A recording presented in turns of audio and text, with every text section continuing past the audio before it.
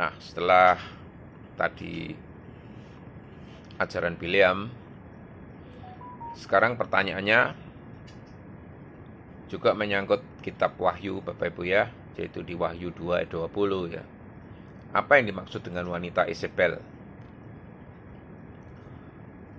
Pertanyaan ini juga menyentuh hal yang sangat penting ya di dalam kitab Wahyu. Simbolisme tokoh-tokoh perjanjian lama yang digunakan untuk menegur dan memperingatkan gereja ini Bapak Ibu. Di Wahyu 2:20, Yesus menegur jemaat di Tiatira karena membiarkan seorang wanita yang disebut Isabel menyesatkan umatnya. Ini Wahyu 2:20.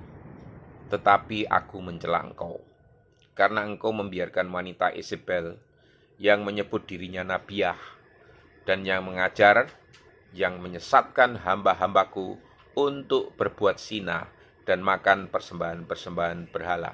Siapa Isabel itu Bapak Ibu? Isabel di dalam Wahyu 2:20 bukan nama literal, melainkan simbolik, mengacu kepada Ratu Isabel di dalam perjanjian lama, istri Raja Ahab dari Israel Utara ya. Itu bisa Bapak Ibu lihat di 1 Raja-Raja 16-21 ya.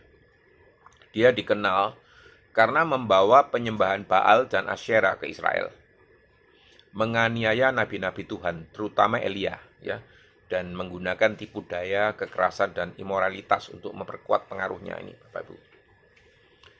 Jadi makna Isabel di dalam Wahyu 2 ayat 20 itu Yesus menggunakan nama Isabel untuk melambangkan seorang wanita di jemaat Tiatira, mungkin pemimpin rohani atau orang yang punya pengaruh kuat, yang menyebut dirinya nabiah, mengaku punya otoritas atau pewahyuan rohani ya, mengajar dan menyesatkan umat Tuhan, membawa agama sesat ini jelas, mendorong persinahan dan kompromi rohani, baik secara literal atau seksualitas maupun spiritual ya, yaitu penyembahan berhala Bapak Ibu.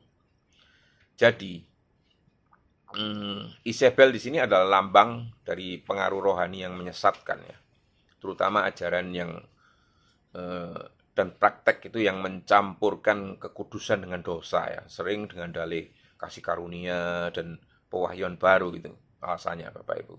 Ya, pesan utama dari Wahyu 2:20 ini, gereja tidak boleh menoleransi pengajaran sesat Bapak Ibu ya, terutama yang membawa umat itu jatuh di dalam dosa seksual dan kompromi rohani. Ini jelas ya.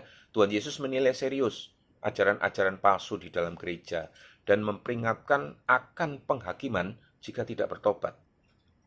Itu di Wahyu 2 ayat 21-23 ya Bapak Ibu ya.